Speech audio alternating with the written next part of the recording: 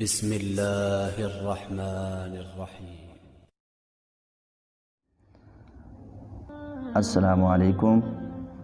آج آپ احباب کے سامنے نبی صلی اللہ علیہ وسلم کی ایک حدیث بیان کرنا چاہوں گا۔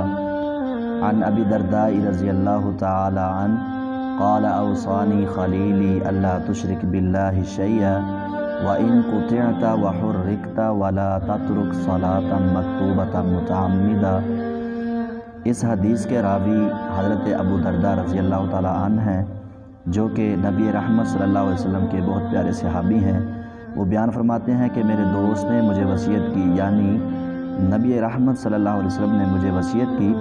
وصیت کس بات کی کہ اللہ تشرک باللہ شیئا، اے ابو درداء کبھی بھی، کسی وقت بھی، کسی حالات میں بھی اللہ رب العالمین کے ساتھ کسی کو شریک نہیں ٹھہرانا۔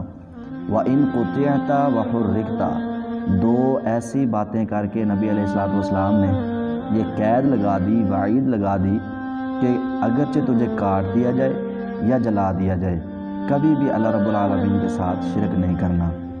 اور اسی کے ساتھ ساتھ فرمایا وَلَا تَتْرُكْ صَلَاةً مَكْتُوبَةً مُتَعَمِّدًا، اور کبھی بھی فرضی نماز کو جان بوجھ کر نہیں چھوڑنا۔ تو دوستو، یہ تھی نبی صلی اللہ علیہ وسلم کی ایک حدیث جو میں نے آپ احباب کے سامنے بیان فرمائی۔ اللہ مجھے اور آپ کو اس بات پر عمل کرنے کی توفیق عطا فرمائے۔ وما علینا الا البلاغ۔